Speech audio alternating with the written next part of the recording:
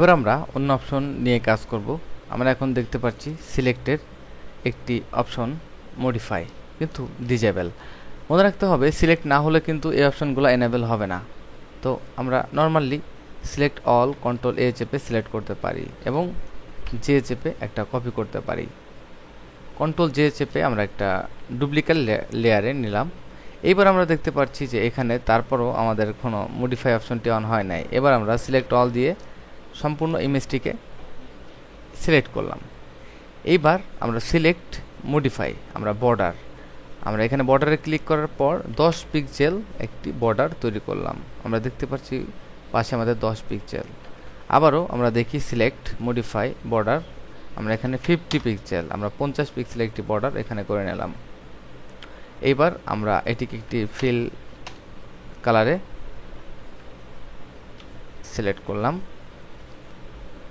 আমরা যদি এখানে অবশ্যই কোনো ইফেক্ট বা কোনো কালার সিলেক্ট করি, সেই ক্ষেত্রে আমাদের কিছু অপশন রয়েছে। যেমন আমরা প্রথমে এখানে সিলেক্ট করেছি, সিলেক্ট করার পর আমরা আবারও এখান থেকে মডিফাই স্মুথ, আমরা স্যাম্পল রেডিয়াস ভ্যালু এখানে 30% স্মুথ করে সিলেক্ট করতে পারবো এবং এটিকে আমরা কন্ট্রোল জে দিয়ে কপি করলাম এবং একটি স্ট্রোক কালার সাদা এবং এর সাথে আমরা একটু ড্রপ শ্যাডো, আমাদের ড্রপ শ্যাডো সব থেকে নিচে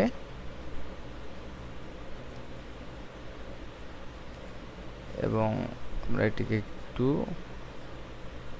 বড় এবং আমাদের এটির অপাসিটি কিছুটা কমিয়ে দিই। নতুন একটি লেয়ার আমরা ডিতে ডিফল্ট ব্যাকগ্রাউন্ড, আমরা দেখতে পেলাম যে কিভাবে সহজে একটি ডিজাইন করা সম্ভব। তারপর আমরা অন্য যে অপশন F12 চেপে প্রথমে যাই, আমরা সিলেক্ট অল দিয়ে আবারও সিলেক্ট করলাম। এবার মডিফাই, এখানে দেখতে পাচ্ছি বর্ডার স্মুথ এবং এক্সপ্যান্ড এগুলো ডিজেবল, কারণ আমার ডান পাশে কোনো জায়গা নেই। সেক্ষেত্রে আমি স্মুথ করতে হলে আমি দেখালাম যে অবশ্যই ভিতরের অংশে সিলেক্ট করতে হবে, তাহলে অবশ্যই এই অপশনগুলো থাকবে। এক্সপ্যান্ড, আমরা কিভাবে এক্সপ্যান্ড করতে পারি বা বড় করতে পারি। এবার আমরা এখানে 50 পিক্সেল আমরা এক্সপ্যান্ড করলাম বা বড় করলাম। আনডু, আবারও সিলেক্ট মডিফাই, এখানে ফেদার, শিফট F5 এ, যেটা একসময় আমরা অ্যাডোব ফটোশপ 7 এ শুধুমাত্র ফেদার সিলেকশন করতে পারতাম, এখন আমরা রিফাইনিং এজ করতে পারি। এবার আমরা কন্ট্রাক্ট বা ভিতরের দিকে আনার জন্য 20 পিক্সেল, আমরা 20 পিক্সেল কমিয়ে আনতে পারি। তো এভাবে আমাদের সিলেকশন অপশনটি মডিফাই করতে পারি এবং আমরা এখানে দেখতে পাচ্ছি গ্রো এবং সিমিলার, আমরা সিলেক্ট করার পর দেখতে পাচ্ছি আমাদের সিলেক্টে গ্রো, আমরা এখানে অটোমেটিকলি গ্রো বা বাড়াইতে পারি। আনডু এবং সিলেক্ট সিমিলার, আমরা দেখতে পাচ্ছি সেম সিমিলারভাবে সিলেক্ট হয়েছে। তো এই দুটি অপশন আমাদের অটোমেটিকলি, এবং সিলেক্টের অন্য যে অপশন ট্রান্সফর্ম সিলেকশন, এটি দিয়ে আমরা সিলেকশন এই ক্লিপটি শেষ করব। আমরা মনে করুন একটা সিলেকশন করেছি, কিন্তু এখন আর এই সিলেকশনটিকে মুভ করা ছাড়া বড় ছোট করতে পারতেছি না, শুধু আমি এটিকে সরাতে পারতেছি, কিন্তু আমার এই সিলেকশনটা শুধুমাত্র এই ক্যামেরাটা এবং লেন্সটাকে সিলেক্ট করতে হবে।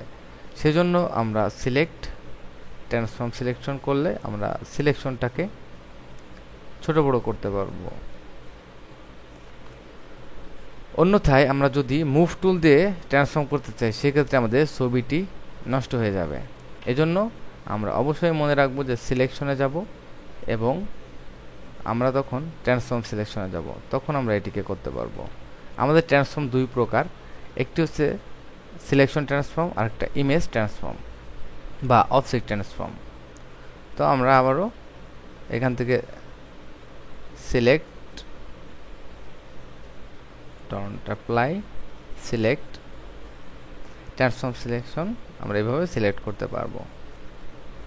তো আমরা দেখলাম যে কিভাবে ট্রান্সফর্ম করা সম্ভব সিলেকশনকে, এবং edit in quick mask mode এবং লোড সিলেকশন, সেভ সিলেকশন আমরা নেক্সট ক্লিপে আলোচনা করছি। ধন্যবাদ।